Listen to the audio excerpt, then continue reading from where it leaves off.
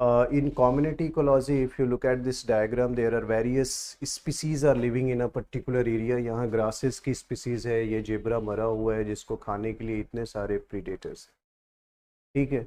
So there is a interaction here in a specific geographical area in a given time among the different species population. This is known as community. हम इसको समुदाय कहते हैं हिंदी में, ecology English में community कहते हैं. So what is a community? So assemblage of population of a different species in a particular area in a given time period. So assemblage of a plant or animal population that live in a particular area or a habitat in a given time. Time is also there because communities change with the time.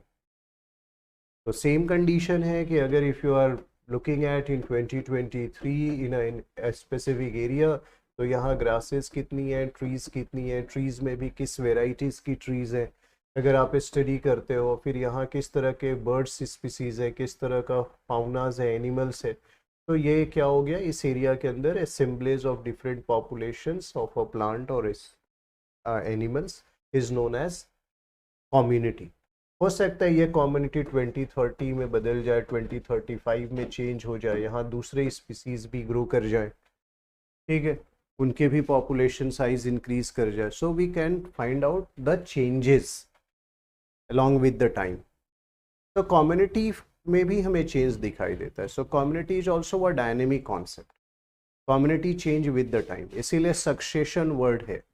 Ecological succession पढ़ोगे, community ecology में एक important feature है जो हम देखेंगे. What it shows that the community concept is a dynamic concept.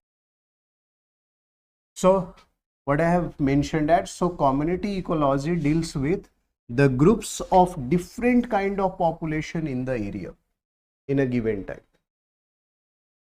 and populations of a various species in a community interact and form a system with own emergent properties. So we have to learn the properties.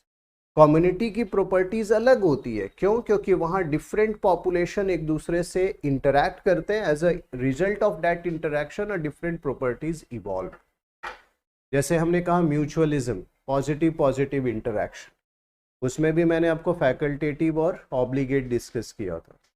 Competition discuss किया था, amensalism, commensalism, parasitism, parasitoid, फिर आपके साथ मैंने antibiosis discuss किया था. Different type of interaction involve among the population of a different species in a particular area. और भी हम देखेंगे. अगर आप ट्री स्पीसीज देखोगे तो what we find, stratification, layering, कुछ छोटे पौधे, फिर उनसे थोड़ी हाइट, फिर उनसे हाइट, फिर बहुत बड़ी हाइट. अभी डिफरेंट ग्रोथ फॉर्म भी देखोगे. कुछ सीड्स देखोगे जो जमीन के अंदर ही रहते हैं, नहीं, और पौधे भी जमीन के अंदर ग्रो करते हैं. कुछ जो है एकदम सरफेस पे ग्रो करते हैं, कुछ सरफेस के ऊपर थोड़ा, और कुछ की साइज थोड़ी बड़ी, फिर कोई थोड़ा ऊपर. तो अगर आप अंडरग्राउंड वेजिटेशन से लेकर और अबव ग्राउंड वेजिटेशन देखोगे तो you find different layers. We called it stratification. Community का एक फीचर है स्ट्रैटिफिकेशन, ठीक है. So we are observing here the feature of community.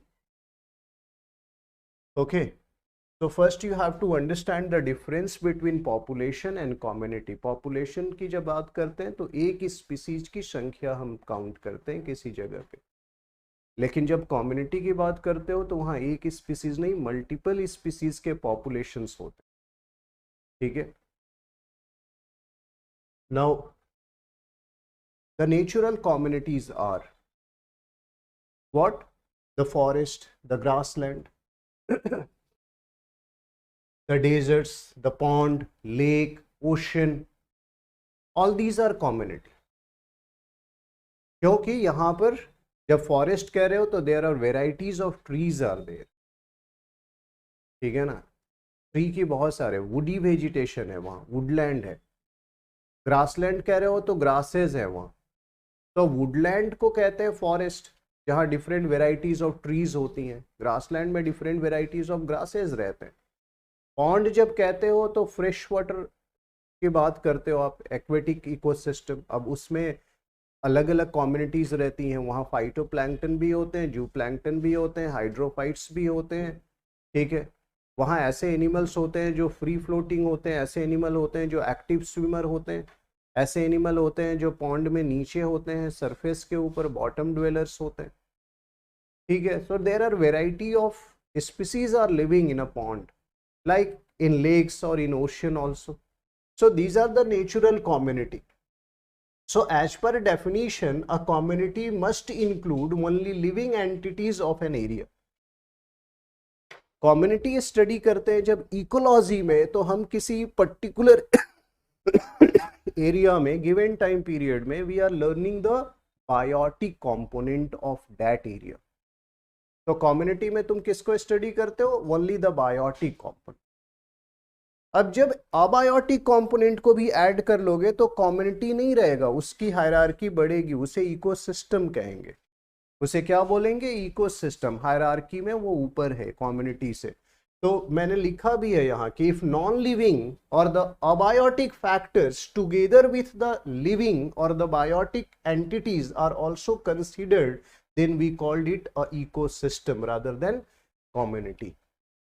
So in ecology याद रखना कि जब कम्युनिटी स्टडी कर रहे हो तो केवल बायोटिक कंपोनेंट लिविंग की स्टडी कर रहे हो, उसके साथ साथ एनवायरमेंट, उसी एनवायरमेंट के नॉन लिविंग की भी स्टडी तुमने शुरू कर दी तो फिर उसे कम्युनिटी नहीं कहकर हम इकोसिस्टम बोले। समझ आ गई बात है? सो this is the thin line difference in ecology between community and ecosystem. So I had earlier discussed population, assemblage of a number of individual of a single species. In community, assemblage of the population of different species in a given area, in a given time period. And in ecosystem, assemblage of population of different species with a specific abiotic factor of that environment and their relationship when we are studying, then that known as ecosystem. तो पहले community पढ़ेंगे, उसके बाद ecosystem पढ़ेंगे, फिर biome पढ़ेंगे, फिर biodiversity पढ़ेंगे, और तब हम लोग जाएंगे climate change, sustainable development, pollution and other factors, okay, in ecology. So we are learning the basics things right now. Yes, core ecology है। Once you understand, then you understand the other things which is related to that, ठीक है। अब है कि how the concept of community grow in ecology, इसमें contribution किनका रहा? Who were the ancient ecologists? Theophrastus, the father of botany कहते हैं Theophrastus को, ठीक है ना। and Aristotle is known as father of zoology। तो थियोफ्रास्टस ने ऐसा टर्म इकोलॉजी का भी यूज नहीं किया, बट उन्होंने प्लांट कम्युनिटी को स्टडी किया, and that's why he is supposed to be the father of botany, okay. तो he was the pioneer philosopher who just understand and read about the plant community and noted it out and talked with the people 372 to 250 BC, okay।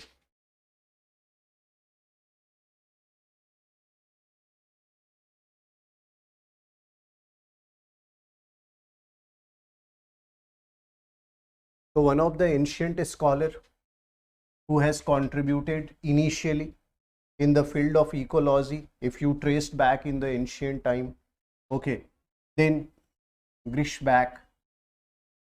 और फिर जब आप बात करेंगे, यहाँ तो मैंने वेस्टर्न वर्ड्स को कोट किया, when you learn started learning the Rig Vedas and the Vedic scriptures and later the Upanishads, okay, then what you find, you must mention the name of, आपने चरक का नाम सुना है क्या?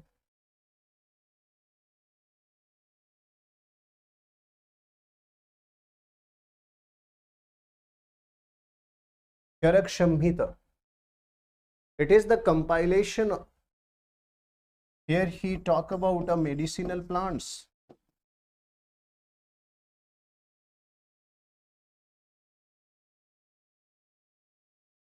ठीक है. So you can understand that even during the Vedic period and further in the Upanishads period, there are various Indian philosophers also contributed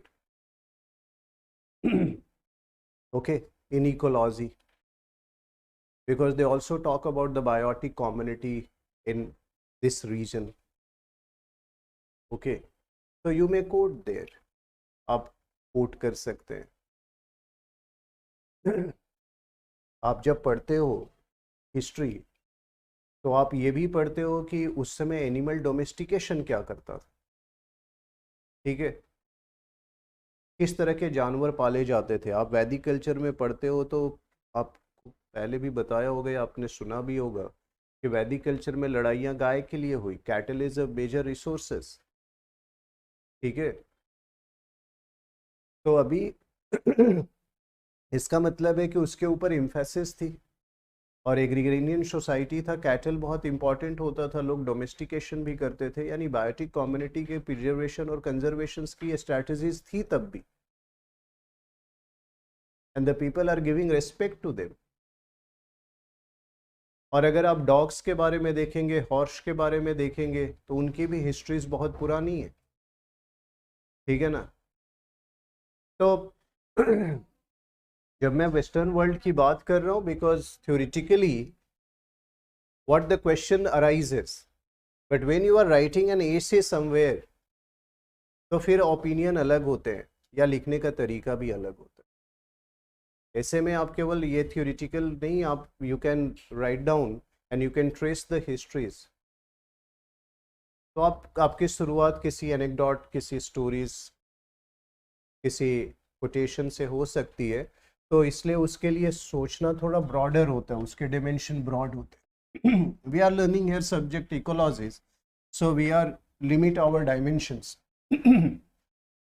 So Grischbach in 1838 recognized the plant formation as an important unit of vegetation. Okay, and latter part of the 19th century, the detailed studies of community began with the work of.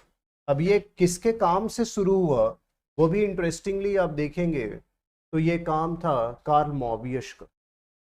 But Karl मॉबियस ने एक term दिया, biocoenosis. He won't use the term ecology और community.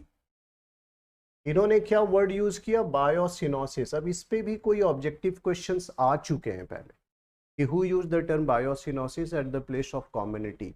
The name of that person is the Karl Mobius. Okay, for association of organism in oyster bed community.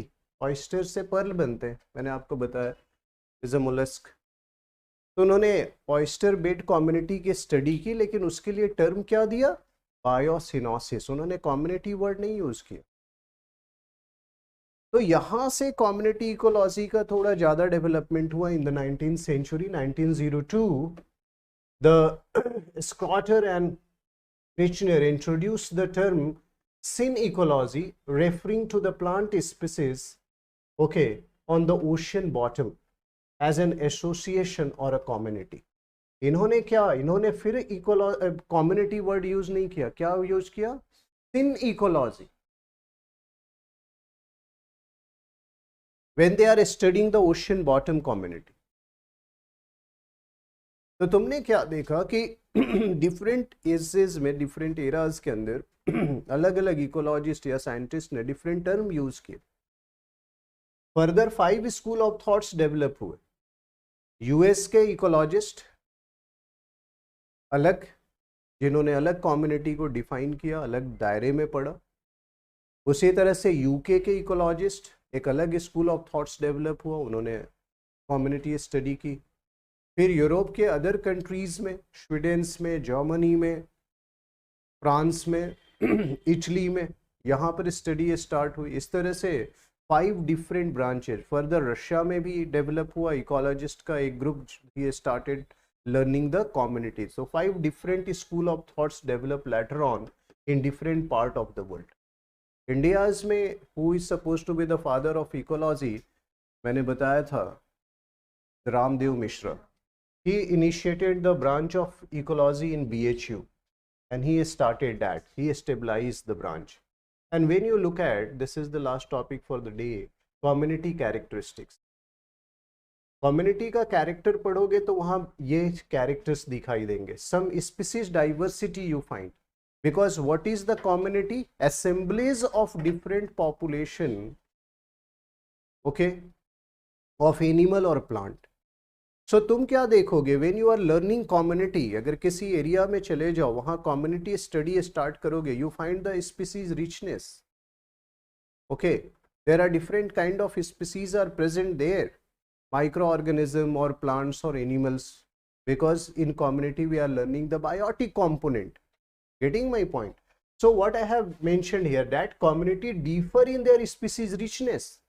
अब desertic area में जाओगे तो community अब species richness is less, but when you move to the tropical region and equatorial rainforest, the species richness is high.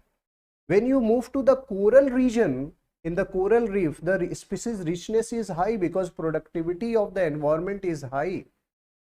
तो तुमने क्या देखा कि community to community, when you look at the polar region, Antarctica में, तो species richness तुम्हें high मिलेगा? नहीं मिलेगा, क्योंकि हार्श क्लाइमेट कंडीशन है. तो इसीलिए मैंने यहां लिखा है कि स्पीसीज रिचनेस डिफर करता है एक कम्युनिटी का दूसरे कम्युनिटी. अगर टेम्परेट ग्रासलैंड में जाओगे, स्टेपी और प्रेरी में, तो वहां स्पीसीज रिचनेस अलग है. सवाना में आओगे तो अलग है. ठीक है, conditions changed. So that's why I have mentioned, and the number of species they contain and the relative abundance of different species. What does it mean? जैसे आप deciduous forest में जाएंगे तो उसमें भी wet में जाओगे और moist में जाओगे तो abundance of a specific plant is different.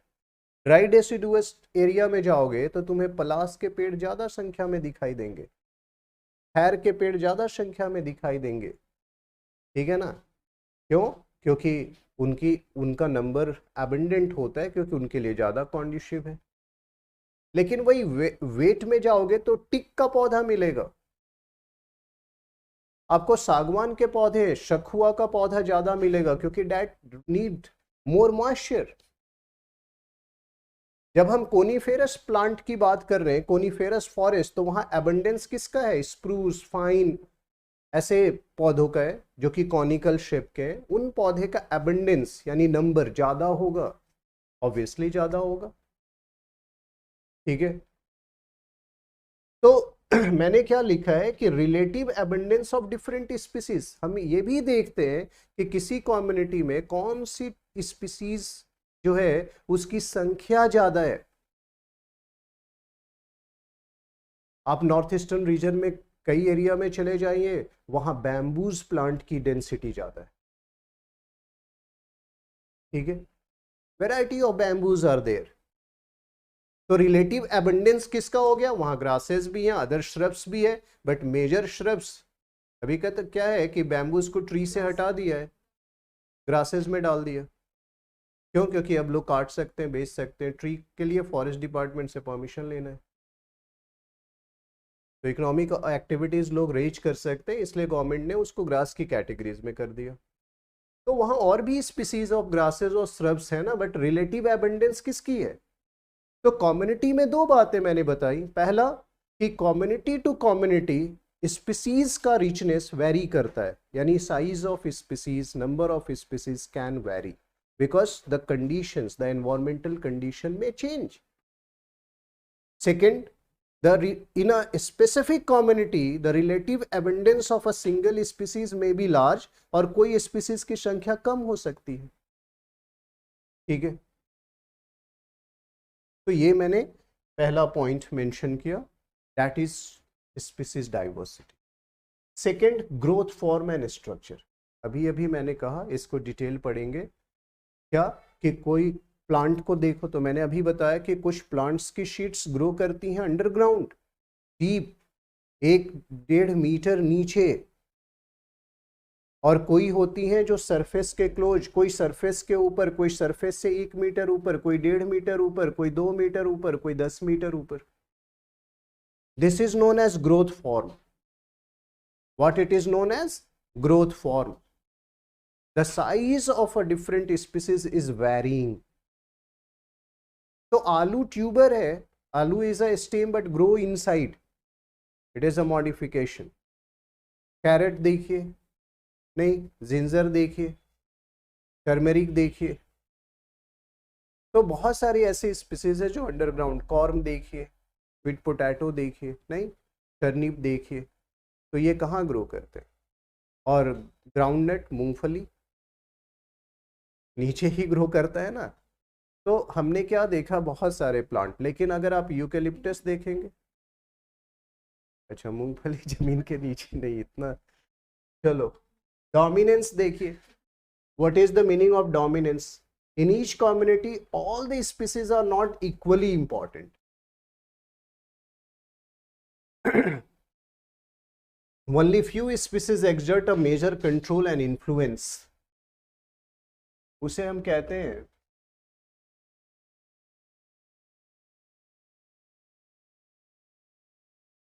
Dominant community. देखो दो चीजें हैं, मैंने आप लोगों को एक टर्म पढ़ाया होगा, की stone species. When I was discussing my first second lecture, तो मैंने टर्म्स आपके साथ डिस्कस किया था, some terms which we use later on, और मुझे पता है आप भूल भी गए. तो की स्टोन स्पीसीज और डोमिनेंट जो वर्ड है, इन दोनों में डिफरेंसेस है, और ये डिफरेंसेस समझना है. की स्टोन स्पीसीज ऐसे स्पीसीज हैं किसी कम्युनिटी में या इकोसिस्टम में कि अगर इसको रिमूव कर दो, yes, the entire ecosystem is depend on these species. If you remove this species, the ecosystem collapse suddenly. Okay, their number is not valuable. In the number they may be very less in number. जैसे एक example है fig tree का. On a single fig tree there are hundreds of birds species are living. कोई fig के nuts खाता है, कोई fig के फ्रूट्स खाता है, कोई फिग के ब्रांचेस, कोई लीफ, बहुत सारे स्पीसीज. एक ट्री सैकड़ों की संख्या में बर्ड्स को सस्टेन करते हैं. If you cut the fig trees and in that scenario the number of fig trees are less, but they are keystone species. If you remove that, the birds species will be hampered, their growth, development and size of the population. समझ में आ रही है बात है? तो ये की stone species है, ये डोमिनेंट नहीं है. डोमिनेंट स्पीसीज की संख्या भी ज्यादा होती है, और एक कम्युनिटी के अंदर 2 या 3 स्पीसीज डोमिनेंट हो सकते हैं जिनका उन कम्युनिटी के ऊपर ज्यादा लार्ज प्रभाव होता है. One among them is that cheetah which is introduced in Kuno, which was earlier traveling there. Okay. The Royal Bengal tiger is a dominant species. That is not a keystone, but dominant species in that region. So dominant species having major influence on that community.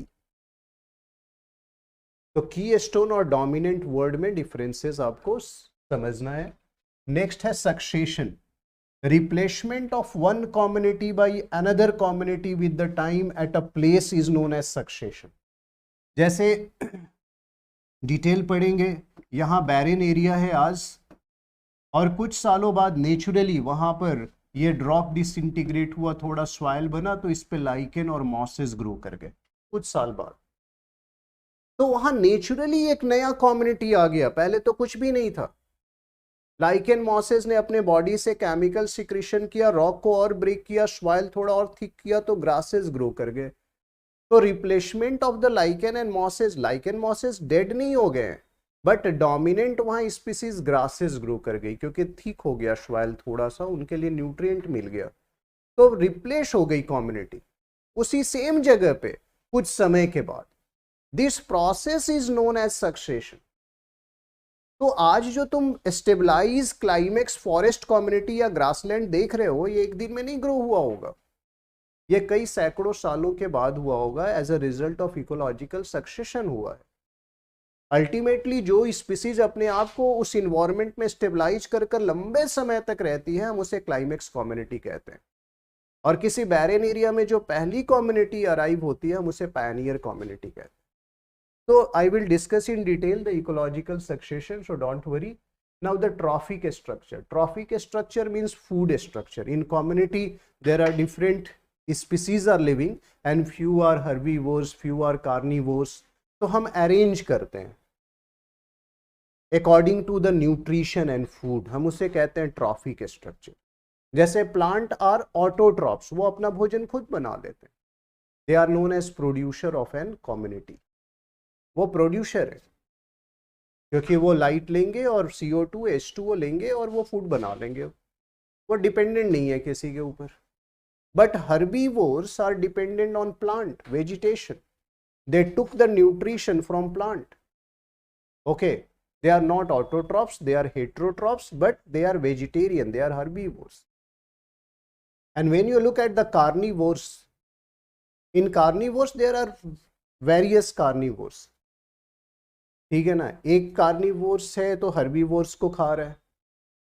ठीक है. जैसे आप देखेंगे the frocks, frock क्या कर रहे हैं, insect को खा रहे हैं, और इंसेक्ट ग्रासेस को खा रहे हैं. ठीक है, लीफ को खा रहा है. तो फिर ये कार्निवोर है. और कुछ लार्जर कार्निवोर्स हैं जो हर्बीवोर्स को भी खा जाते हैं, दूसरे कार्निवोर्स को भी खा जाते हैं. शेर के सामने लकड़बग्गा आएगा, उसे भी मार के खा लेगा वो, और जेबरा आएगा उसे भी मार के खा लेगा. नो डिस्क्रिमिनेशन, एकदम वो कॉन्स्टिट्यूशन पढ़ रखा है. तो समझ में आ रही है बातें. तो यहाँ पर क्या है कि nutritionally each community, a group of autotrophic plant as well as heterotrophic animals exist as a self-sufficient, perfectly balanced assemblage of an organism. That is known as trophic structure. So all these species are interacting with each other and nutritionally they are associated with each other. We called it community के अंदर. अब देखो यहाँ compositions की बात करें.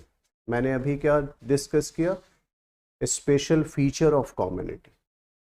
अब feature या कैरेक्टर डिस्कस करने के बाद अब हम लोग कॉम्पोजिशन से स्टडी करें. ठीक है.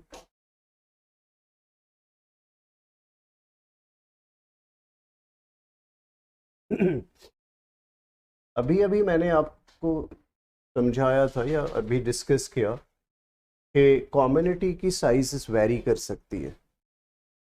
सो कॉम्पोजिशन में we learn that a community may be large, for example forest, or it may be comparatively small, comparatively, okay, for example deserts, and very small in size. Certain community are very small in size, for example the microhabitat like the leaf surface or the fallen leaf or the fallen logs.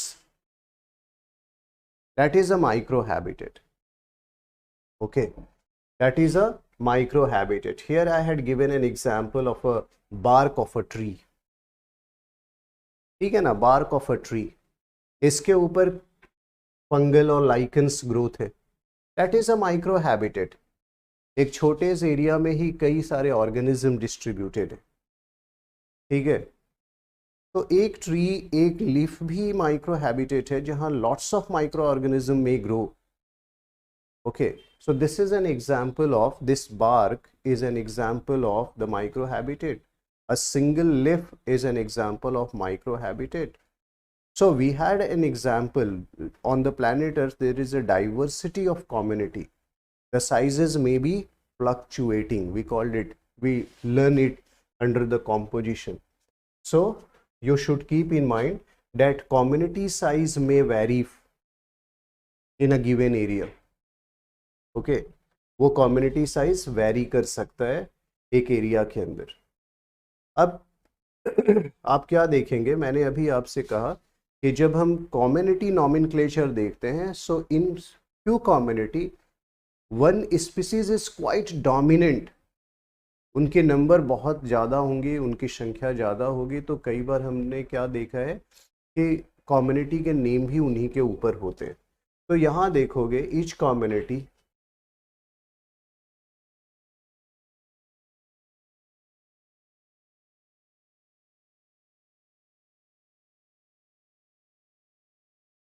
all the species are not equally important. मैंने dominant species का concept पहले ही discuss किया है, उसी चीज को repeat कर रहा हूँ यहाँ. Only few species exert a major controlling influence on the community, and such species are known as dominant species. And I had given an example. ये देखो, this is the spruce forest.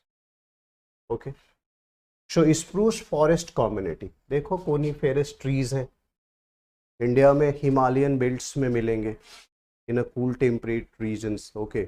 Such species we observe the spruce forest. लेकिन जब नीचे आप देखेंगे, ये यहाँ दो स्पीसीज है. अगर आप देखेंगे, the plant which is grow in that region, oak and hickory. So that community is known as oak hickory forest. तो यहाँ क्या है, दो species, two species are dominant here. One plant is known as oak plant, another is hickory.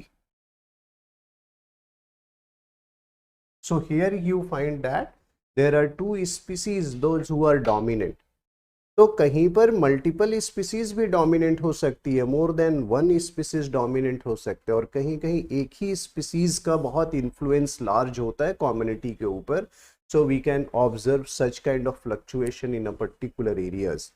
Okay, तो you have to understand that dominant species may vary in number. ऐसा नहीं सोचना है कि डोमिनेंट स्पीसीज कोई एक ही हो सकता है एक कम्युनिटी में, कई बार मोर देन वन भी हो सकते हैं. ठीक है. So this is again important concepts in composition. So we had learned the characteristics, features of a community. We had learned the composition of community. That composition depend on the species richness and the variety of species, and it also determined by which species is largely controlling influence over that community. Okay. Now then we have to understand a structure of community. अब structure में मैंने अभी stratification word use किया था. Stratification और zonation, दो words को हमें समझना है.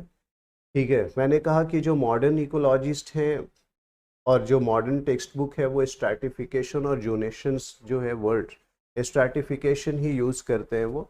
ठीक है. बट कुछ आप मॉडर्न इकोलॉजिस्ट को देखेंगे तो उनमें से कुछ इकोलॉजिस्ट जो हैं वो स्ट्रैटिफिकेशन और जोनेशन को डिफरेंट यूज करते हैं. जब बात जोनेशन होती है तो यहाँ हॉरिजॉन्टल होता है, हॉरिजॉन्टल स्ट्रेटा फॉर्मेशन, और जब बात स्ट्रैटिफिकेशन की होती है तो यहाँ वर्टिकल डिस्ट्रीब्यूशन देखते हैं, वर्टिकल. ओके. ये डिफरेंसेस है. इसलिए मैंने आपको बताया कि इन अ माउंटेन और hills, when you move from foot hills towards the top, what you find the different zones, and in different zones there are different distribution of species. When you look at in water bodies, water bodies में भी फिर different zones का formation आप देखेंगे. ठीक है.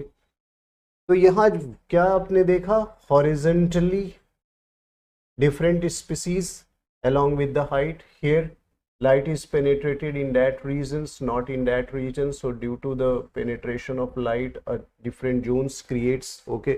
And where we find the different species distribution in that region, in that region, in that region. This is known as zonation.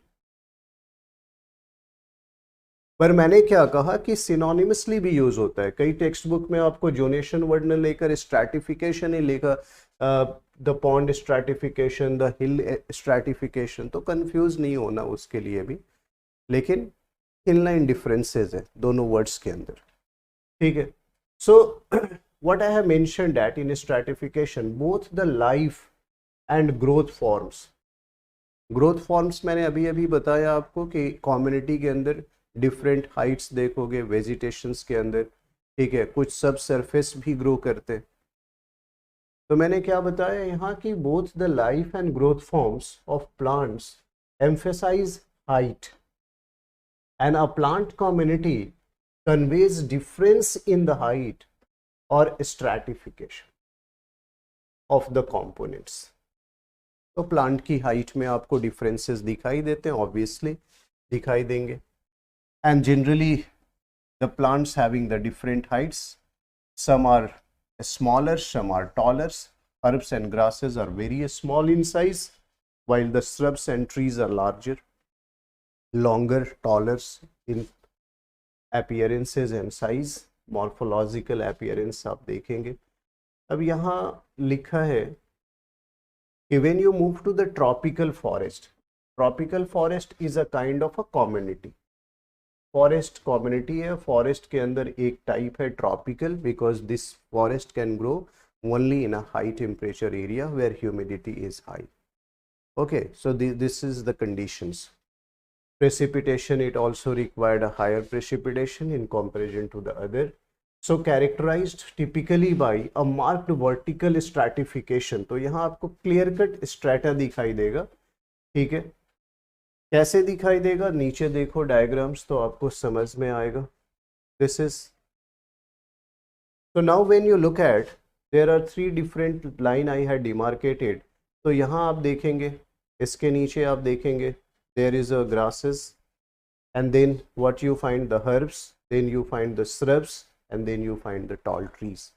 So what we find that this line, when you look at, represent that the size of vegetation is very small below that line. Now as you move, this line represent the herbs are present and the shrubs are, and then trees. So grasses, herbs, shrubs, trees. This is the stratification in a tropical forest or in a temperate regions. You can observe that. तो ये था क्या, इसे कहते हैं stratification.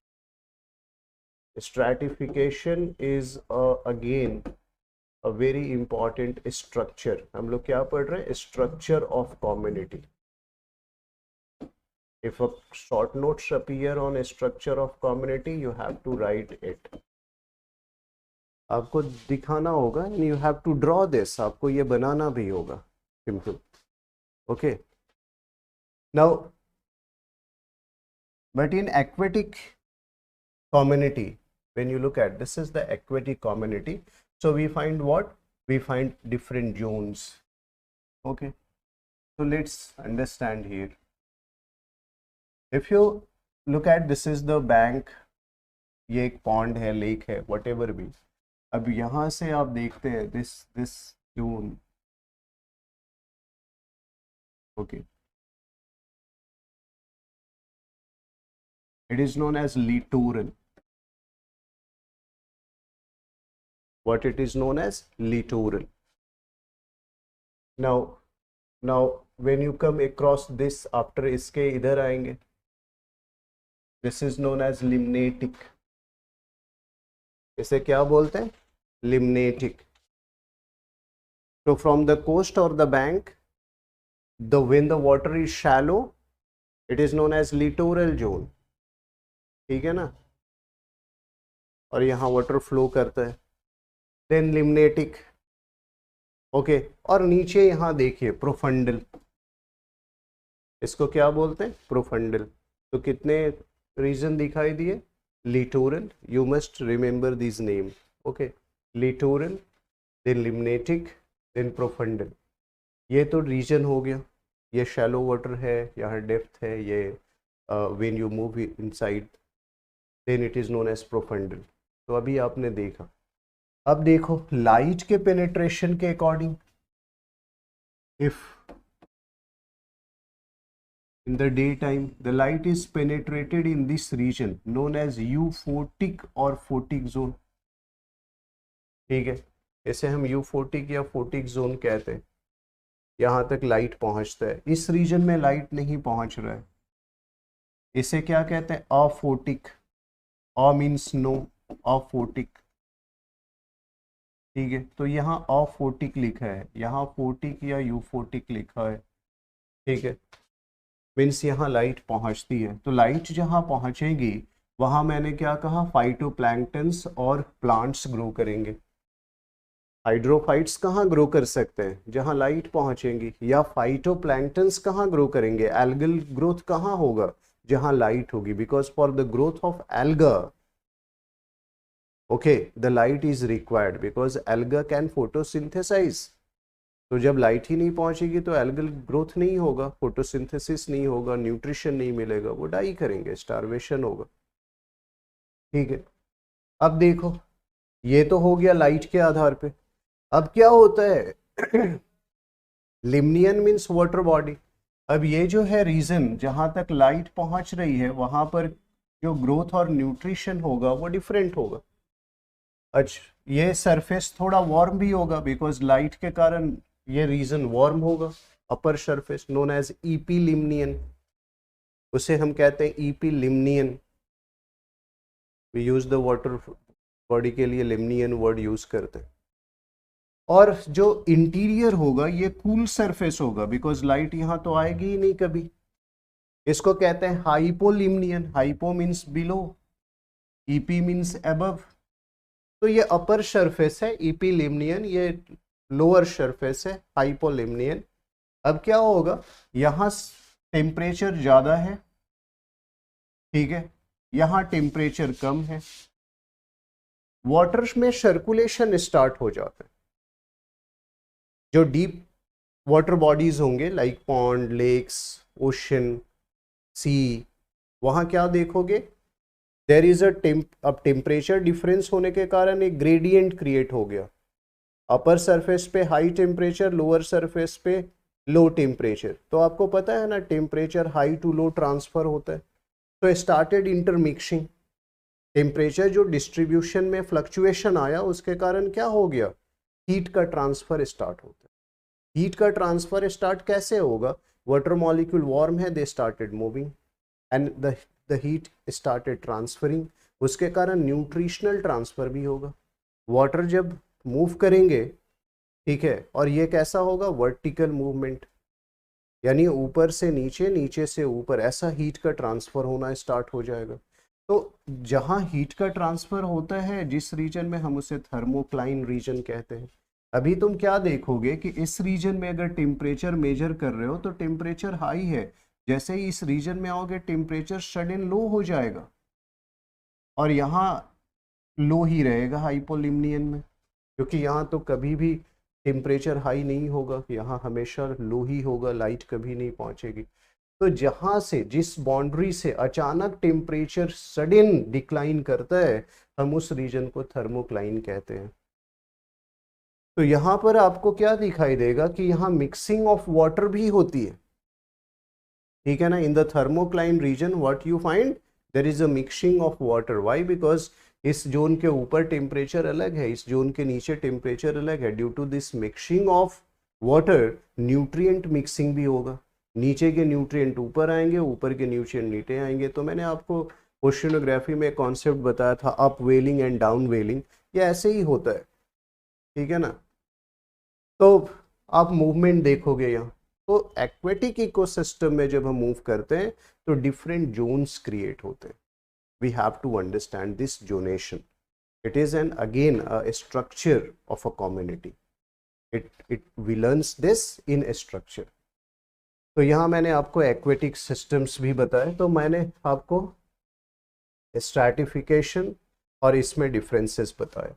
अभी जैसे मैंने समझाया था कि when you move to the, तो इसी को एक्सप्लेन किया है कि in aquatic ecosystem and stratification is also seen in underground plant parts, okay, that is the root and the rhizome system.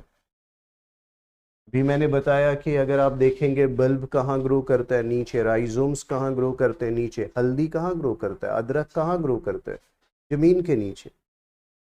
प्याज कहाँ ग्रो करते हैं, जमीन के नीचे। गार्लिक कहाँ ग्रो करता है, जमीन के नीचे, ठीक है। पोटैटो कहाँ ग्रो करते हैं, despite it is stem but grow inside, okay. Carrot, radish, so these are growing inside, okay. now aquatic ecosystem जो अभी मैंने ऊपर आपको दिखाया वही यहाँ एक्सप्लेन किया है कि जिस रीजन में लाइट जाएगा लाइटेड जोन होगा, फोटिक जोन, जहाँ नहीं वो अफोटिक जोन। अब ये हिल्स एरिया में देखो zonation, in the hill area, because in the foot hills क्या दिखाई दे रहा है, tropical zones, here the temperature is comparatively high when you look at in Indian region. So in India lies in the tropical belt, in foothills the temperature is high, so comparatively what you find, the tropical forest in that region. But as you move along the hills, तो क्या होगा, gradually the temperature declines, and once the temperature declines, due to which the zonations forms, the different horizontal conditions creates, and under that different horizontal conditions the different kind of vegetations and plant grow. Okay, तो ये अलग vegetation और plant grow करेगा. So after this discussions, what you should keep in mind, that a very important structural feature of a community is stratification and zonation. Okay, मैंने ये बताने की कोशिश की. और क्यों ऐसा हो रहा है, क्योंकि कंडीशंस अलग हैं और वहां आपको इसीलिए डिफरेंट कम्युनिटी दिखाई दे. That is a community features. Okay, तो now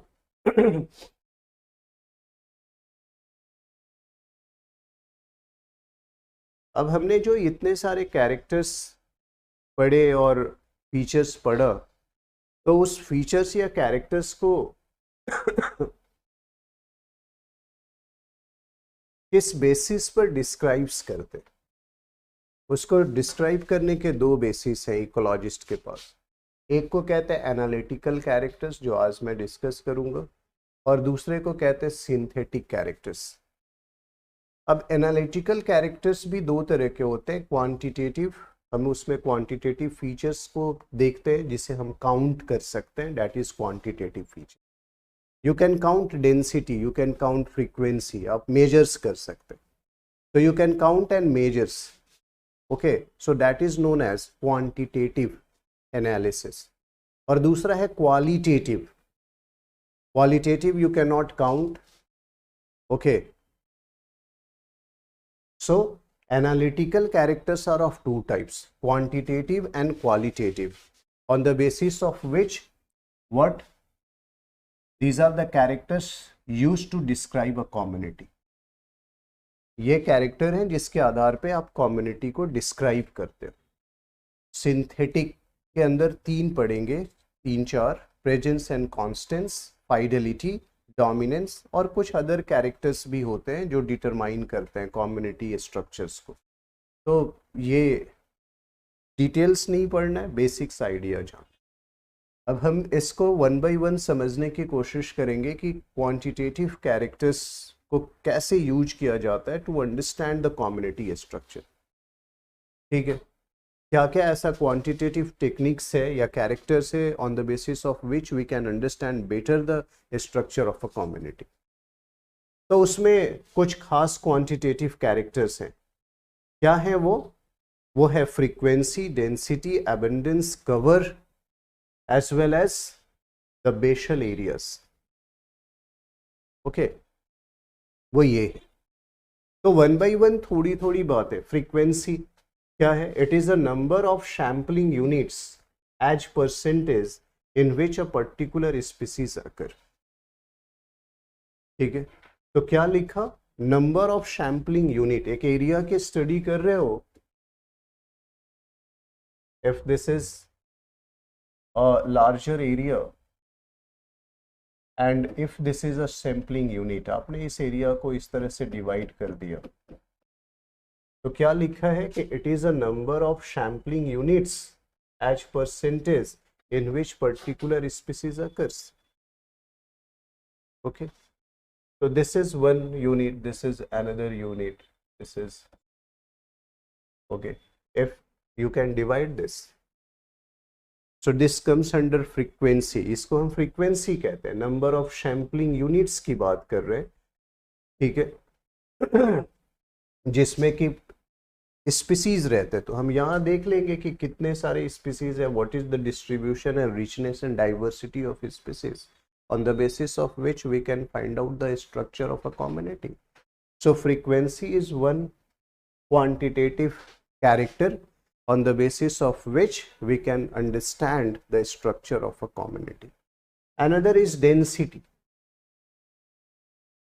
What is density? The number of individuals of the species in any unit area is known as density. If this is a unit area,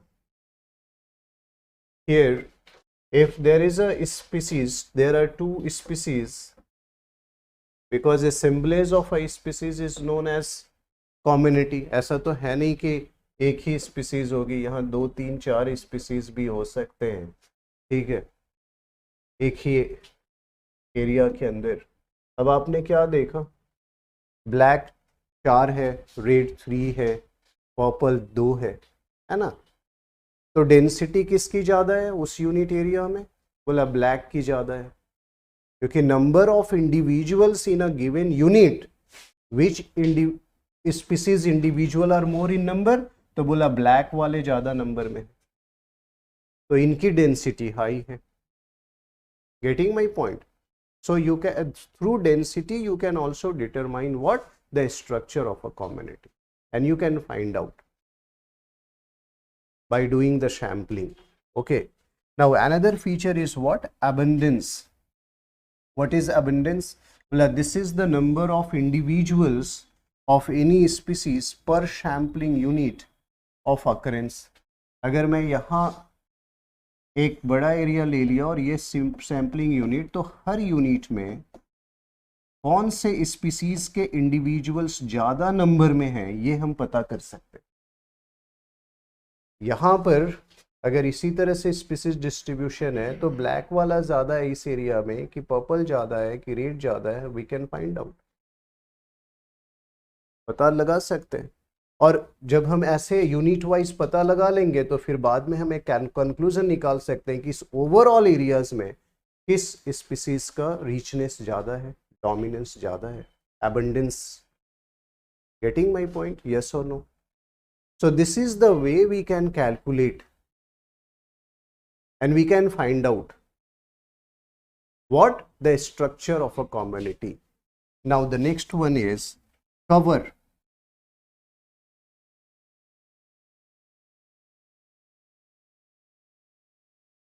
अभी देखो, cover and basal areas, there are two words. So what I have mentioned here as a cover, the cover or herbage cover signifies primarily the area of ground occupied by the above ground parts of plants such as leaves, stem, and inflorescence as viewed from the above, and it is measured of herbage ability. Inflorescence arrangement of flowers होते हैं. आप पौधे की टहनियों में flowers के arrangement देखोगे तो अलग अलग पौधे में अलग अलग होते हैं. कुछ पौधे में जो स्टेम्स होते हैं उसके एपेक्स पे फ्लावर खिलते हैं. कुछ में देखोगे ना कि जो टहनियाँ होती हैं उनमें ब्रांचिंग हो जाती है, हर ब्रांचिंग में फ्लावर्स होते हैं. लेकिन कुछ देखेंगे आप पौधे कि बंच में फ्लावर एक ही जगह से निकलते हैं. हम उसी अरेंजमेंट को इन्फ्लोरेसेंस में पढ़ते हैं.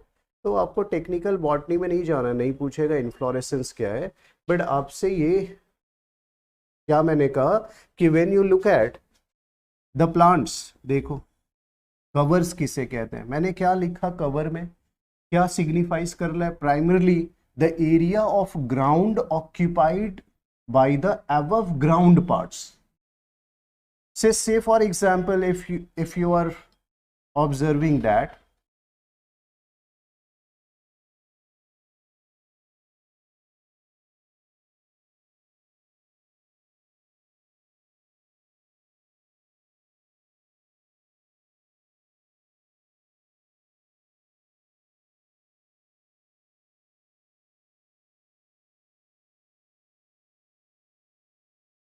तो तुमने क्या देखा, एबव ग्राउंड पार्ट तो ये है ना, ये तो बिलो ग्राउंड पार्ट है. हमें इससे नहीं मतलब है जब हम कवर स्टडी कर रहे हैं. दूसरा एक और example,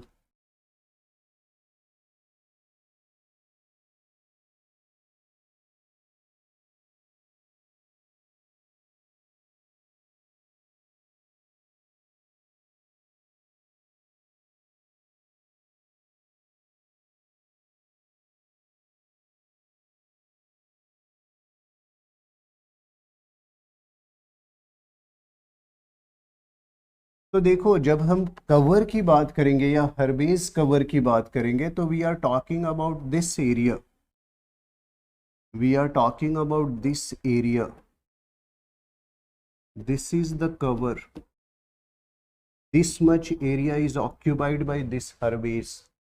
Okay, here when we talk about this is the area, this is the area which is occupied, this is the cover. हम देखते हैं above ground, okay, क्या ऑक्यूपेशन है। लेकिन जब हम बात करते हैं बेशल एरियाज के तो हम नीचे का रीजन देखते हैं। ये देखो बेशल एरिया है इसका, ये देखो बेशल एरिया है इसका, ठीक है, this is the basal areas. Getting my point. So underground part की भी स्टडी करते हैं। किसी किसी प्लांट्स के रूट्स बहुत स्प्रेड होते हैं, it occupied a very large areas like a peepal, banyan. इनके अगर आप रूट्स देखेंगे तो it spreads in a very longer areas, बहुत वाइड एरिया कवर करते हैं। That is known as basal area, हम उसे बैशल एरिया कहते हैं। और जो उसकी स्टेम और उसकी ब्रांचिंग, उसकी कैनोपी, अगर हम इसे स्टडी करते हैं, what we called it cover और हर्बेस कवर, इसके लिए वर्ड यूज किया जाता है इन community ecology. So I had mentioned that special area, it refers to the ground actually penetrated by the stems and readily seen when the leaves and stems are clipped at the ground surface. It is one of the chief characteristics to determine the dominance, and it is measured either 2.5 centimeter above ground or actually on the ground level. ठीक है ना। तो इसमें हम base से लेकर और नीचे तक पूरा एरियाज कवर करते हैं। We called it basal area. Dominance मैंने बता दिया है आपको कई बार, डोमिनेंस किसे कहते हैं। डोमिनेंस को एनालिटिकल कैरेक्टर में डॉबनमायर मानते हैं, बट कुछ इकोलॉजिस्ट इसे सिंथेटिक कैरेक्टर में रखते हैं। तो डोमिनेंस के थ्रू भी हम पता लगा सकते हैं the community structure. Okay, so now you have to understand. Next is qualitative characters. Qualitative characters, what you cannot measures, उसको जिसको आप काउंट नहीं कर सकते, that is known as qualitative characters. Okay, that is, अभी क्या है, this include the vitality and vigor और phenology, physiognomy, sociability, abundance and the life form or the growth forms. अब यहाँ इन टर्म्स को समझना होगा, Vitality, Uyghur, because that term is important for your pre examinations also. So you have to understand only these terms कि vitality of a community is what is this feature is, how we determine a character, because it is a, what is vigor, what is physiognomy, what is sociability, what is phenology. Okay, हमें ये समझना है, in terms को देखना है। तो one by one मैं in terms को डिस्कस करता हूँ। जैसे पहले हम लोग वाइटलिटी को देखेंगे, ठीक है, वाइटलिटी एंड वीगर। तो दो टर्म है, आपको दोनों के बीच के डिफरेंसेस समझने हैं, ठीक है। मैंने कहा टर्म इज इंपॉर्टेंट। देखो, first I have defined here the vitality. What is vitality? It related to the condition of plant and its capacity. क्या वर्ड है? Condition of plant. Plant is an individual organism and its capacity to complete its life cycle is known as vitality. Capacity to complete its life cycle. Every organism have their life cycle. किसी का 100 साल का, किसी का 150 साल, किसी का 200 साल, किसी का 1 वीक भी है, ठीक है ना। तो उस ऑर्गेनिज्म की कैपेसिटी की वो लाइफ साइकिल पूरी कर सके, हम उसे वाइटलिटी कहते हैं, vital capacity of that organism. ठीक है, समझ आ रहा है आप सभी को? Okay, now try to understand vigour. What vigour refers to specifically to the health or development within a certain stage. इसका मतलब क्या हुआ? देखो, से फॉर एग्जाम्पल अगर आप ह्यूमन को देखो, क्योंकि आप इसको बेटर समझते हो, तो बच्चे ने जन्म लिया, ठीक है, तो अभी आप देखेंगे कि फिर 0 to 1 और 0 to 6 और 0 to 12 और 14, ठीक है। अगर आप ऐसे ग्रुप में चलते चले जाए 14 to 18, ठीक है ना, 18 to 25 ऐसे, तो आप अलग अलग वर्ड यूज करते हैं। आप यूज करते हैं एक वर्ड इन्फेंट, अभी आपको मैं बताऊंगा ये टर्म्स भी। इन्फेंट आप यूज करते हैं, वर्ड चाइल्ड आप यूज करते हैं, वर्ड एडोलेशेंट आप यूज करते हैं ना, वर्ड एडोलेशेंट आप यूज करते हैं, वर्ड एडल्ट आप यूज करते हैं, वर्ड ओल्ड। तो इन सभी के डेफिनीशन है पॉपुलेशन में, डेमोग्राफी में सभी के डेफिनीशन है कि किस एज ग्रुप को इन्फेंट कहोगे, किस एज ग्रुप को चाइल्ड कहोगे, किस एज ग्रुप को एडोलेशेंट कहोगे, किस एज ग्रुप को आप एडल्ट कहोगे। और एज्ड पॉपुलेशन भी कंट्री कंट्री में डेफिनीशन वेरी करता है। तो भारत की बात करेंगे, अगर ओल्ड एज प्रॉब्लम बताना होगा तो पहले बताना होगा ओल्ड एज भारत में कहते किसे, और उसमें भी जब आप एजिंग पढ़ोगे तो एजिंग में फिर ओल्ड एज में भी कैटेगराइजेशन है, ठीक है ना, तो आपको वो भी देखना होगा, you have to understand that. तो ये अगर मैं एक एज ग्रुप को देखूं, इन्फेंट को ले लिया और देखा उसका हेल्थ, मैंने क्या लिखा है, what is the Uyghur, what is Uyghur in a specific stage of the life cycle. Human का लाइफ साइकिल ऐसे पूरा होता है, वो बर्थ के बाद सीधा एज नहीं हो जाता, वो इन स्टेजेस से क्रॉस करता है, ये स्टेजेस है लाइफ के। उसी तरह से इंसेक्ट पहले एग ले किया, फिर लार्वा बना, फिर प्यूपा बना, फिर एडल्ट बना, उसके लाइफ में कई स्टेजेस आए, आप समझ रहे हो।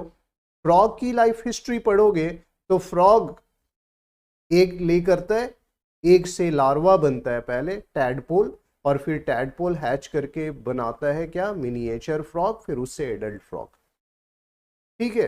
तो उसके लाइफ में भी स्टेजेस हैं।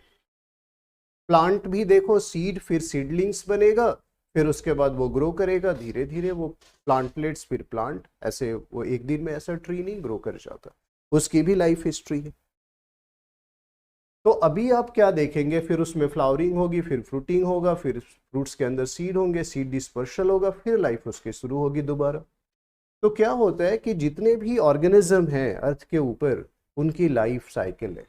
मैंने कहा लाइफ साइकिल को लीड करने की कैपेसिटी को वाइटलिटी कहते हैं, कि वो अपनी लाइफ साइकिल पूरी कर पा रहा है या बीच में ही हो जा रहा है हेल्थ इश्यूज के कारण उसकी।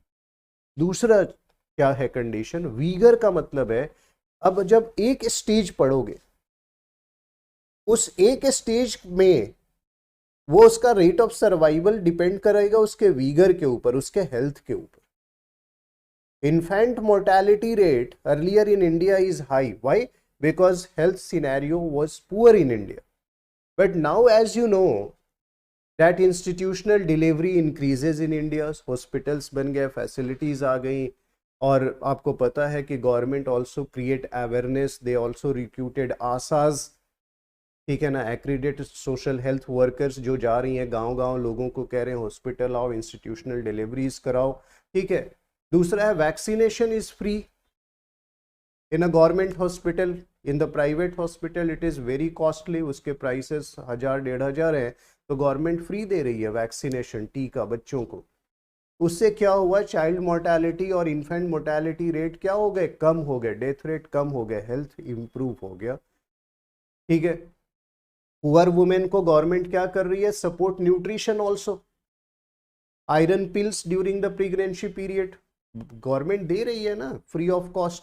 इससे क्या हो रहा है, हेल्थ क्यों है, क्योंकि हमने ये स्टडी किया, जब कम्युनिटी में हम स्टडी करते हैं कि हर एक स्टेज पर क्या हेल्थ सिनेरियो है, उसको हम कहते हैं vigour. So vigour is what, the health और development within a certain stage.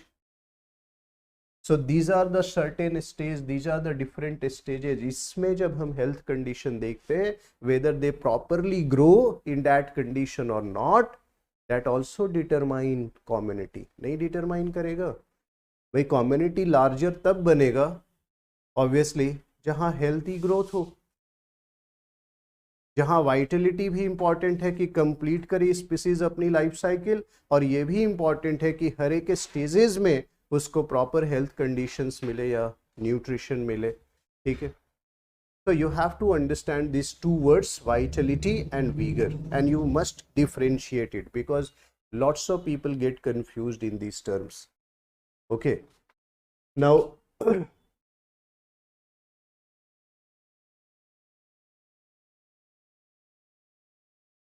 what I have mentioned here, that number of criteria may be used in determining the vigor of a plants, such as the rate and the total amount of growth, especially in height, rapidity of growth, renewal in spring or following mowing or grazing, area of foliage, color, turgidity of the leaves and stems, degree of damage caused by diseases or insects, time of appearance and number, and the height of flower stalk, rate of growth, extent of root system.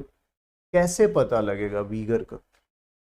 अगर plant के जो vegetative part है, vegetative part का मतलब है root, stem, leaf, सब properly grow कर रहे हैं, इसका मतलब प्लांट इज हेल्दी.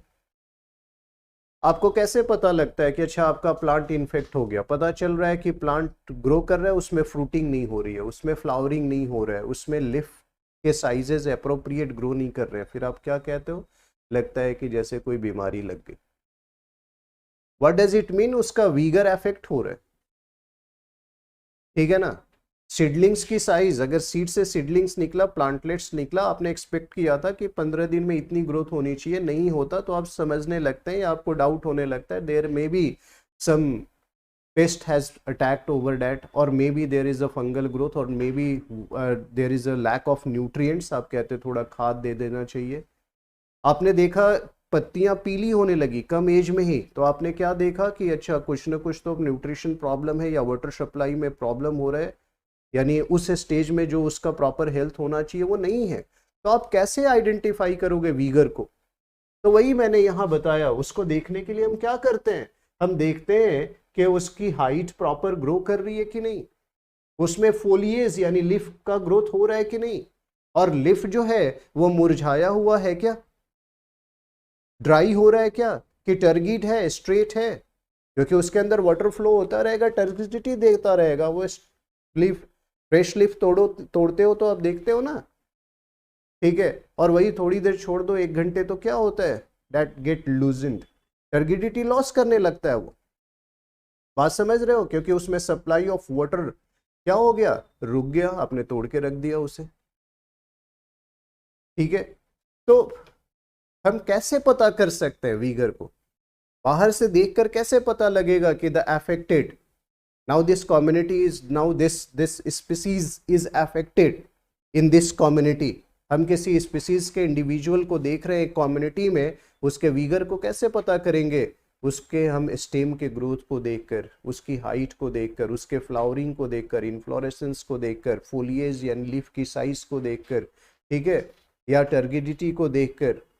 इससे हम पता लगा लेते हैं कि उसके ऊपर, उसके हेल्थ के ऊपर क्या इम्पैक्ट हो रहा है. इसका ग्रोथ स्टंटेड होगा कि एप्रोप्रिएट होगा, ये लाइफ साइकिल पूरा कर पाएगा कि नहीं. और इसीलिए हम एप्रोप्रिएट मेजर लेते हैं, पेस्टिसाइड डालते हैं, हर्बिसाइड डालते हैं, न्यूट्रिशन देते हैं, फर्टिलाइजर देते हैं, कॉम्पोस्ट देते हैं. इसीलिए तो करते हैं, to maintain the life cycle and to maintain the health in a particular stage. Okay, when we are conserving the species or when we are planting the species. तो उसी तरह से नेचुरल कम्युनिटी में भी तुम आइडेंटिफाई कर सकते हो. ठीक है. Now to understand periodicity component है फेनोलॉजी का। फेनोलॉजी के अंदर पीरियोडिसिटी भी होता है, ठीक है ना, हम पढ़ते हैं। What is periodicity? I had mentioned, again definition is important and you have to understand this definition. It refers to the study of seasonal changes in the community. तो community में seasonal changes देखोगे, क्योंकि as you know, due to in different season the conditions changes. Condition changes means amount of sunlight reaching to the earth's surface change. The amount of precipitation also varies. Okay, there may be the wind speeds may vary. Okay, so the conditions change as the season change. So the life cycle of the plant is also affected by the seasonal changes. आपको पता है कि cropping pattern आप जब देखते हो तो हमारे कंट्रीज के अंदर आपने कहा दो तरह के क्रॉप लगाते हो, खरीफ और रबी क्रॉप, ठीक है ना, और एक इन बिटवीन दैट जायद भी लगा देते हैं। तो खरीफ बोलते हो कि समर में लगाएंगे, विंटर स्टार्ट के पहले काटोगे, और जो विंटर में आपने लगाया होगा वो अभी समर में मार्च अप्रैल में कट करोगे आप, ठीक है। तो ये आपने प्लांट्स को क्यों लगाया? क्योंकि सीजनल वेरिएबिलिटी आप जानते हो कि किस क्लाइमेटिक कंडीशंस में ये ग्रो करेंगे, इनके लिए सूटेबल क्या होगा टेम्परेचर, प्रेसिपिटेशन, ह्यूमिडिटी एटमॉस्फेयर के अंदर, जब ये ग्रो कर सकते हैं, ठीक है। तो यहाँ मैंने क्या लिखा है कि तो इन पौधों में आप सीजनल चेंज भी देखेंगे। खरीफ को समर में लगाते हो तो इसके सीड्स तुमने ग्रो किए, प्लांटलेट्स ग्रो किया।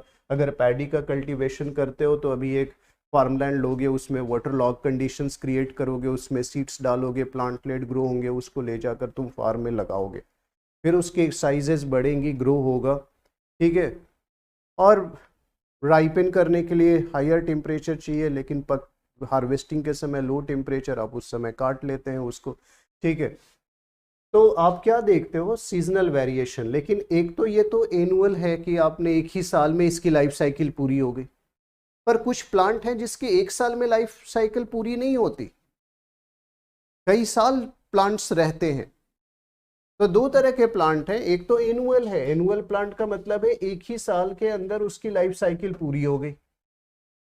अभी आपने खरीफ बोला ना, तो खरीफ तो एक साल के अंदर ही आपने उसको लगाया, उसको हार्वेस्ट कर लिया, काट भी लिया, उसकी तो पूरी लाइफ साइकिल कंप्लीट हो गई। रबी क्रॉप की भी वैसे ही हो जाएगी, कुछ ही महीने में वो ग्रो कर जाएगा। नहीं, लेकिन अगर हम मैंगो ट्री लगाएं, ऐसा थोड़ी होगा आज लगाया और 6 महीने बाद आपने फसल निकालना शुरू कर दिया, आम पक गए उसमें, ऐसा तो नहीं होगा। तो यानी उसकी लाइफ हिस्ट्री पर कई सीजन का प्रभाव भी दिखाई देगा ना, क्योंकि अब तो इस तरह से मैंने कहा कि it refers to the study of seasonal changes in the community. तो periodicity is a strongly fixed character in a plant. What does it means? It means that वो सीजनल वेरिएशन का प्लांट के ऊपर एक गहरा प्रभाव रहता है, ठीक है, ऑब्वियसली रहेगा। In deciduous region the plant started shedding their leaf. अभी आप बाहर जाके देखिए तो पेड़ों के नीचे पत्तियां गिरी हुई हैं, विंटर में ऐसा कम अभी ज्यादा दिख रहा है आपको। Why? Because now the summer started accentuating, they started shedding their leaves, है ना। अब वो शेड कर रहे हैं लीफ, तो ऐसा कहाँ दिखता है? बोला डेसिडुअस में रीजन में दिखता है। सीजनल वेरिएशन का इम्प्रिंट आपको पौधे पे दिखने लगा कि नहीं दिखने लगा? तो ये आपको दिखाई देगा। And different species of plants have different period of seed germination. अभी अभी तो बताया अलग अलग हैं। जैसे फ्लावर्स में ही देखो, मैंने आपको एग्जाम्पल दिया था क्राइजेंथेमम का, गुलदाउदी जिसे कहते हो आप, कब ग्रो करते हैं? बोला विंटर में लगाते हो आप, समर में लगाओगे ग्रो नहीं करेगा, ठीक है। लेकिन एलोवेरा को लगा लो विंटर में, समर में, हर समय ग्रो करेगा। बात समझ में आ रही है ना? रेट ऑफ ग्रोथ अफेक्ट हो सकता है बट आप लगा सकते हैं, पर क्राइजेंथेमम को नहीं लगा सकते क्योंकि वो विंटर में ग्रो कर सकते हैं, उसका जर्मिनेशन ऑफ सीड्स विंटर में होगा, उसको के लिए टेम्परेचर कम चाहिए, हाई टेम्परेचर में लगाओगे सर्वाइव नहीं करेगा। बात समझ आ रही है? कुछ पौधे जो होते हैं वो ट्रॉपिकल रीजन के होते हैं, टेम्परेट रीजन में जाके लगाओगे तो नहीं लगाएंगे क्योंकि कंडीशन अलग है। तो मैं यहाँ सीजनल वेरिएशन ट्रॉपिकल रीजन के ही अंदर अगर हम बात करें, इन इंडिया ही अगर हम बात करें, तो कुछ प्लांट्स हैं जो कि लो टेम्परेचर में ग्रो करेंगे, कुछ हाई टेम्परेचर में ग्रो करेंगे, ठीक है। So we observe that seed germination okay occur in a different seasons, different period in a year, okay, as well as vegetative growth। vegetative part क्या है? root, stem, leaf, ये vegetative part कहलाते हैं, the body part of the plant। so vegetative growth is also depend on a season। आपको याद होगा जब मैंने फैक्टर पढ़ाया था तो मैंने फोटो पीरियोडिज्म भी पढ़ाया था आप लोगों को, मैंने long day plant, short day plant, day neutral plant भी डिस्कस किया था। तो मैंने बताया था कि लाइट का क्या इम्पैक्ट होता है पौधे के ग्रोथ के ऊपर, और लाइट का इम्पैक्ट सीजन वेरिएशन से लाइट की पेनिट्रेशन कम या ज़्यादा होती है। समर में लाइट ज़्यादा आता है, विंटर में लाइट कम आता है। तो आप अगर उस कॉन्सेप्ट को भी लिंक करोगे तो आपको समझ में आ जाएगा कि how the seasonal variations affect the life of a plant, okay, and their vegetative growth, the flowering, the fruitings, okay।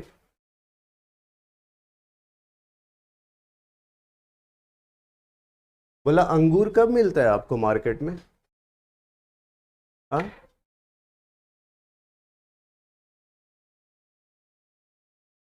Winter में मिलता है इसको। और ऑरेंजेस कब मिलेंगे आपको? तो ये ऑरेंजेस की जो फ्रूटिंग हो रही है वो आपको समर में, जैसे समर एक्सेंचुएट, लीची कब मिलता है मार्केट में? ठीक है, मैंगोज कब मिलता है, उसकी फ्रूटिंग कब होती है?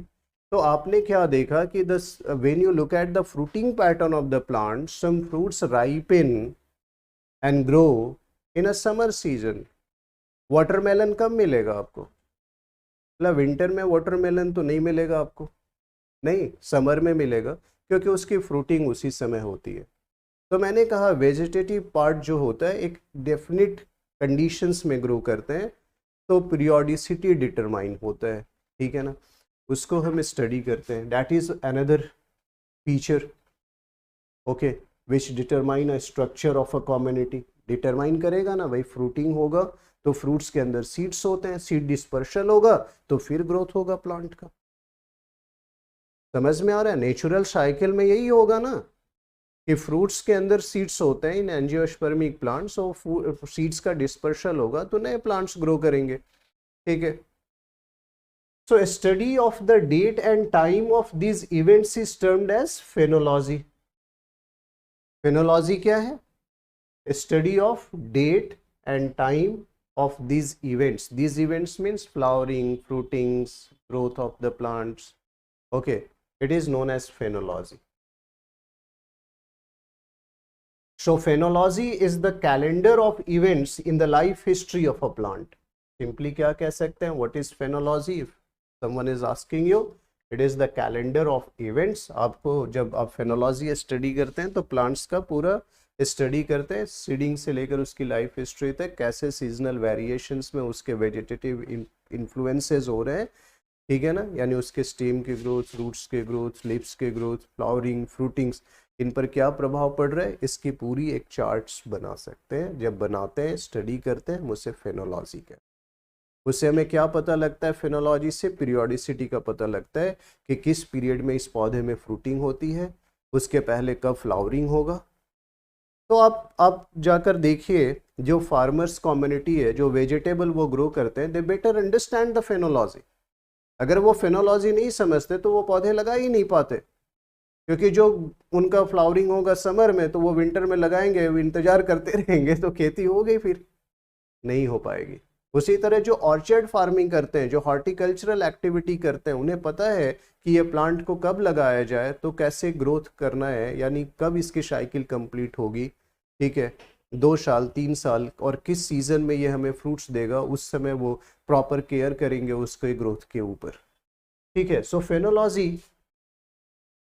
of a different species present in a community may differ from each other significantly, obviously, क्योंकि अभी अभी मैंने कहा. तो phenology is another criteria which determine the periodicity, and through periodicity we can understand the structure of a community. Now, physiognomy. Another feature is the physiognomy. अब इसको देखो क्या है ये. Another term. Assessment of characters from their outer appearance. पौधा या organism आपको किसी कम्युनिटी के अंदर जब देख रहे हो इंडिविजुअल्स को, तो बाहर अपीयरेंस देखते हो, ठीक है, मॉर्फोलॉजिकल अपीयरेंस, उसके vegetative part. The general appearance of vegetation can be determined by the growth forms of dominant species, and on the basis of appearance it may be described as grassland. बाहर से देखने में सारे छोटे छोटे पौधे दिख रहे हैं तो उसको तो फॉरेस्ट कहोगे नहीं, ऑब्वियसली उसको ग्रासलैंड कहोगे. तो वो ग्रासलैंड किस बेसिस पे तुम कह रहे हो? आउटर अपीयरेंस के बेसिस पे कह रहे हो, और उसके वेजिटेटिव स्ट्रक्चर को देख रहे हो, उसकी हाइट को देख रहे हो, पौधे को, उसके ग्रोथ को देख रहे हो, और on the that basis you are saying that is whether grassland और फॉरेस्ट और एनीथिंग एल्स. अब जब मैं कहूँगा स्क्रबी वेजिटेशन है, स्क्रबलैंड है, ठीक है, तो स्क्रबलैंड है, इसका मतलब आपको झाड़ियाँ ही दिख रही हैं उस रीजन में, तभी आप कह रहे हो. तो ये आपने कैसे डिटरमिन किया? By looking at the outer appearance. Morphology देखकर कहा, वेजिटेटिव पार्ट के ग्रोथ को देखकर कहा कि उसकी ग्रोथ ज़्यादा है या उसकी स्टंटेड हाइट है, छोटी हाइट है, उसके बेसिस पर हम उसी स्टडी को क्या कहते हैं? फिजियोग्रामी. और इसी को देखकर क्या है, डिफरेंट लाइफ फॉर्म्स की स्टडी की गई कि ये ग्रास है, ये हर्ब है, ये श्रब है, ये ट्री है, आइडेंटिफाई किया गया, ठीक है. तो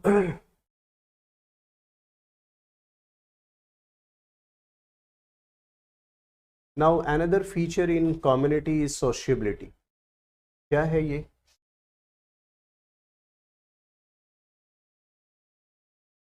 nature of grouping individual plants, that is whether they grow singly, in patches, in colonies, or evenly intermixed. Sociability expresses the degree of association between the species. What it shows? Degree of association. As you know, in any community, when community is what? Assemblage of population of different species. So among the species there is interaction, interspecific interaction.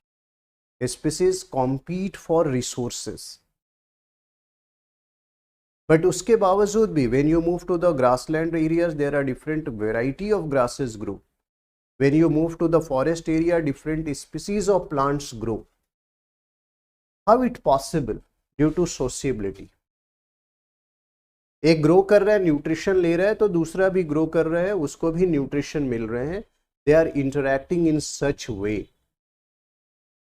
Okay, sometimes some plants hamper the growth of other. जैसे मैंने कहा eucalyptus become a hazard, that is a exotic plant. मैंने आपको बताया था कि the water hyacinth, the wolffia, okay, ये सारे क्या हो गए हैं? वाटर हैजार्ड है. एक्वेटिक हाइड्रोफाइट्स को दूसरे को ग्रो नहीं करने देते क्योंकि ये बहुत तेज़ी से ग्रो करते हैं, न्यूट्रिशंस को लेते हैं इस एरियाज़ में. बट सोशबिलिटी हम क्या कहते हैं कि how a plants grow in association in a particular area. When we started studying that association and growth of a different species in a particular area, what we called it? Sociability. So we learn the interactions of that. हम उस interactions को पढ़ते हैं वहाँ in that region. Now life form and growth form. Life form and growth forms के लिए Roncaer has classified different line form और उसके लिए ये term दिया.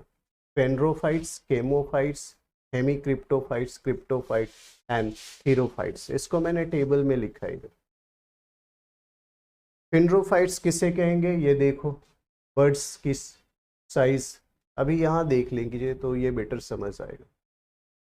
ठीक है, when you started from here to here, नीचे है जो ये टेबल है ना, यहाँ पर जो ऊपर लिखा है इसमें मैंने यहाँ नीचे लिखा है, नीचे से ऊपर, यानी ये इधर से इधर की तरफ ये टेबल है, ठीक है, फेनरोफाइट्स। अभी यहाँ देखोगे ये these are the phanerophytes, okay. इसका कैरेक्टर यहाँ लिखा है, the winter birds at least 50 centimetre above the ground, that is tree shrubs and lianas. What are example of this? अब यहाँ पे तो यहाँ पर कोई बर्ड्स नहीं है ना, बर्ड्स तो यहाँ ग्रो करेगा, ठीक है। तो रॉनकियर ने क्या कहा कि कम से कम 50 सेंटीमीटर सरफेस के ऊपर जिन पौधों में बर्ड्स लगेंगी, कलियां, और जिनसे बाद के पौधे ग्रो करेंगे, हम उसे किस ग्रुप में रख सकते हैं? उनको रख सकते हैं फेनरोफाइट्स के अंदर। फेनरोफाइट्स, यहाँ मीटर लिखा है, वैसे सेंटीमीटर बता रहा हूँ, ठीक है। समझ में आया? क्या आएंगे? ट्रीज, टॉल ट्रीज, श्रब्स, ठीक है। कीमोफाइट्स में किसको रखा? बोला उससे, अभी यहाँ देखिए साइज छोटी हो गई, ठीक है। यहाँ लिखा है कि the winter birds up to 50 centimetre above ground, up to 50 centimetre, ये मोर देन 50 सेंटीमीटर था। समझ में आ रहा है? अभी यहाँ देखो पौधे की साइज, यहाँ क्या लिखा है? Winter bird just below the ground. अभी यहाँ पर आप देखेंगे, ये देखो बर्ड्स सरफेस के ऊपर है, जस्ट अबव द सरफेस। यहाँ देखिए, यहाँ बर्ड्स को देखो, यहाँ बर्ड्स को देखो,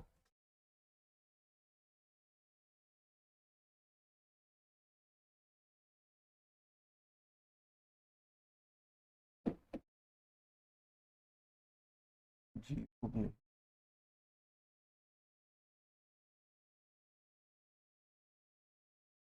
जीरो इधर लिखना था तो लिख, ठीक है।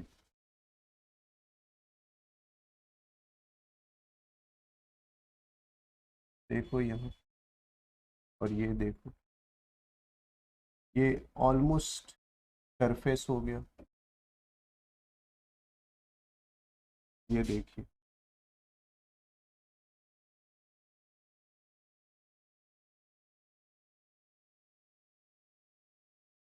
Within soil, below,